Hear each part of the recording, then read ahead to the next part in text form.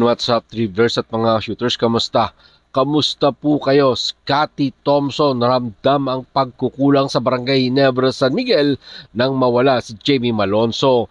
Siniguro naman ni Coach Tim Cone na lalaro na si QMP para sa Gilas Pilipinas this November qualifiers. Tara, pag-usapan talakayin po natin yan sa video ito matapos po kung maglambing sa inyo ng isang like, share, comment down below, and don't forget to subscribe and hit that notification bell button para lagi po tayong updated sa ating pong mga video at lahat po ng ating shoutout ay nasa dulong bahagi lang po ng video ito. Sa ngayon, nag-a-adjust pa din ang Barangay Ginebra San Miguel sa pag-alis ni Jamie Malonzo sa kupunan para lumipat sa Japan B-League. Isang malaking kawalan ng pag-alis ni Jamie Malonzo sa kupunan ng Barangay Ginebra San Miguel at yan nga po ay sinabi mismo ni Scotty Thompson sa PBA Media Day yesterday. Sabi nga po ni Scotty Thompson, sa practice lang ramdam na nila ang kawalan ni Jamie Malonzo. Narito po si Scotty Thompson sa ulat ni John Ballesteros ng One Sports.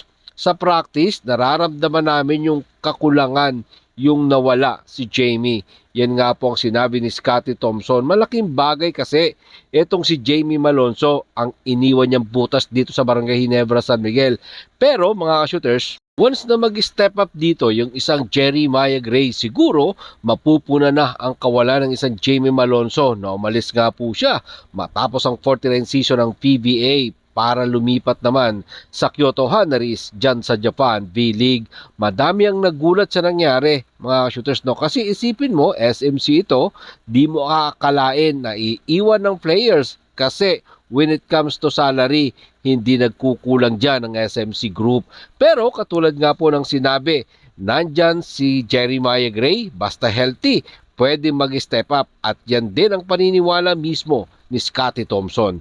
Narito pong muli si Scotty Thompson sa ulat pa din po yan ni John Ballesteros ng One Sports. Siguro para sa amin ngayon, mayroon naman kaming mga guys na pwede mag-step up, especially healthy Maya. Inaasahan namin na mas maraming role kay Maya at ipagdarasal namin na maging healthy siya palagi kasi sobrang kailangan namin siya ngayon.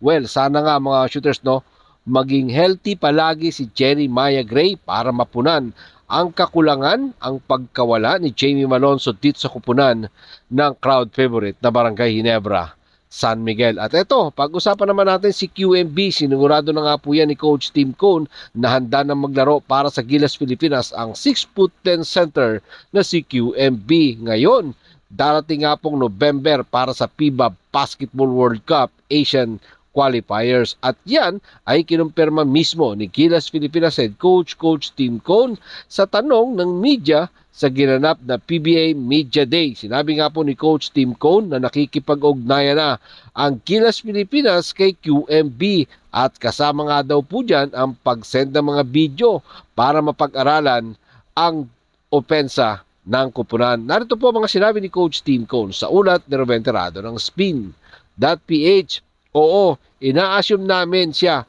Alam ko, nasa Japan siya, nakikipag-communicate na kami sa kanya. Yan nga po ang unang mga naging pahayag ni Coach Tim Cone sa dating UP Fighting Maroon Center na nag-champion last season. Sa ngayon, nakikipag-ugnayan nga daw po si QMB sa deputy ni Coach Tim Cone para mapag-aralan ang triangle system. Narito pong muli si Coach Tim Cone. Sa ulat pa din po yan ni Ruben Terrado ng Spin.ph.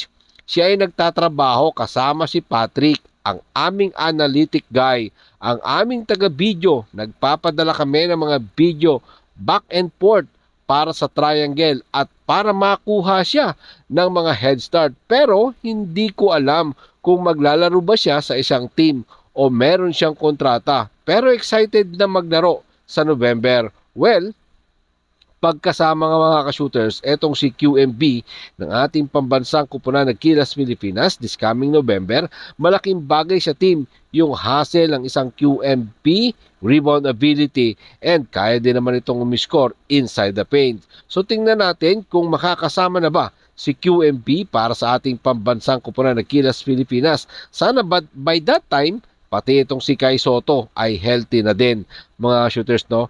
At asahan natin na makakapaglaro yung ating quadruple tower. Imagine, Junmar Fajardo, Kai Soto, AJ Edu healthy, tapos nasamahan mo pa ng isang QMV. Maraming salamat po sa inyong panonood na naman po ang inyong maging opinion.